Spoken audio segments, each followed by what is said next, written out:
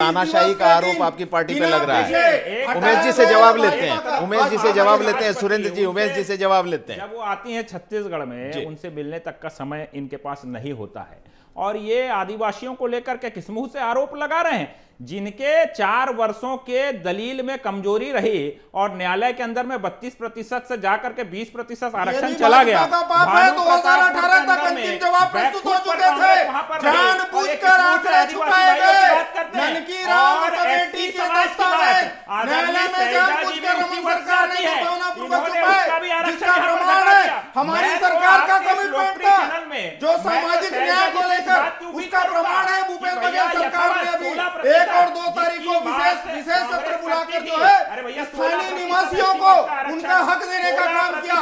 भाजपा तलखी ज्यादा है। बिल्कुल मुझे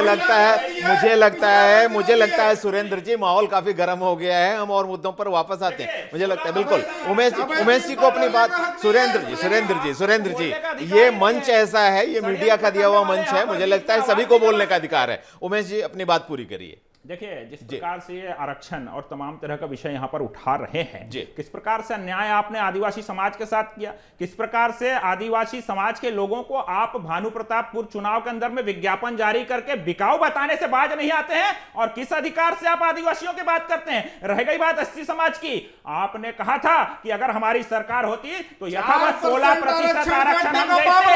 आज तो शैलजा जी इस वर्ष से आ गई है, हम तो मांग करूंगा कि भैया 16% करें। शैलजा जी आ गई है तो दबाव बना करके 16% कराने का काम करें एससी समाज के आरक्षण को, और जब ये आरक्षण पे विफल हो जाते हैं तो इस प्रकार से आवाज को दबाने का प्रयास करते हैं, बीच में इंटरप्ट करते हैं। ये भानु प्रतापपुर के अंदर में पूरी तरह से बैकफुट में थे, गुंडागर्दी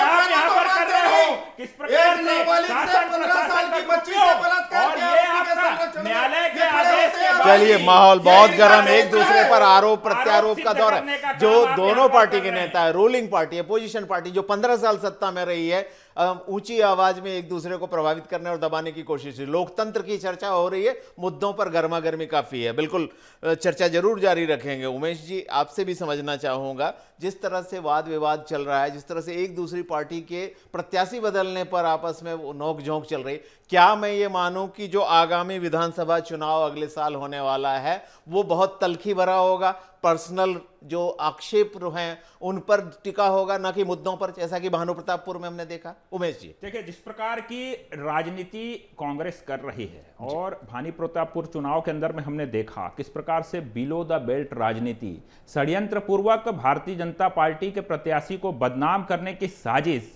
तो समझा जा सकता है, और किस प्रकार से झारखंड हाई कोर्ट के निर्णय के बाद कांग्रेस एक्सपोज हुई है। मैं तो कहूंगा कि एक प्रकार से कांग्रेस का नैतिक पतन हो चुका है और नैतिक रूप से हार चुकी कांग्रेस। मैं नहीं समझता कि 23 के अंदर में चुनाव में मजबूती से लड़ाई करेक्ट करना चाहूंगा, झारखंड हाई कोर्ट ने कोई निर्णय नहीं दिया है, उसने सिर्फ गिरफ्तारी पर रोक लगाई है। और उसके बाद किस प्रकार का घटनाक्रम निकल करके आया, उसके बाद भी पुलिस गिरफ्तार करने के लिए जाती है, और जब झारखंड के पुलिस के अधिकारी से पूछा जाता है तो मीडिया के अंदर में साफ तौर पे झारखंड के पुलिस के अधिकारी कहते हैं कि हमसे बात मत करिए, छत्तीसगढ़ की पुलिस से बात करिए। तो समझा जा सकता है कि यह पूरा खेल किसके इशारे पर चल रहा था और किस प्रकार से उस चुनाव को प्रभावित करने का यहां पर आज ब्रजमोहन जी ने, बीजेपी नेता ब्रजमोहन जी ने एक बड़ा गंभीर आरोप लगाया है। उनका कहना है कि जो ब्रह्मानंद नेताम है उनकी गिरफ्तारी का ड्रामा इसलिए रचा गया था ताकि ईवीएम से छेड़छाड़ की जा सके, भाजपा कार्यकर्ताओं को डाइवर्ट किया जाए। क्या आप इस आरोप पर जवाब देना चाहेंगे? भारतीय जनता पार्टी पूरी तरह से मुद्दाविहीन हो गई है। 15 साल के इनके कुशासन की कालिक की कलई भी खुल चुकी है, और 4 साल के भाजपा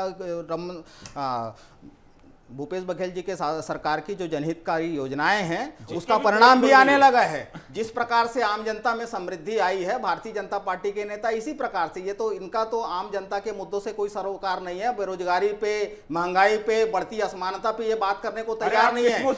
हथियार है सीबीआई, आईटी, पुलिस भर्ती के लोग आज आंदोलन करने पर मजबूर है। सब इंस्पेक्टर का अभ्यर्थी दर भटक रहे हैं, भर्ती प्रक्रिया यहाँ पर रुकी हुई है। आपकी लापरवाही के कारण, लापरवाही के कारण युवा आज बेरोजगार भटक रहे हैं।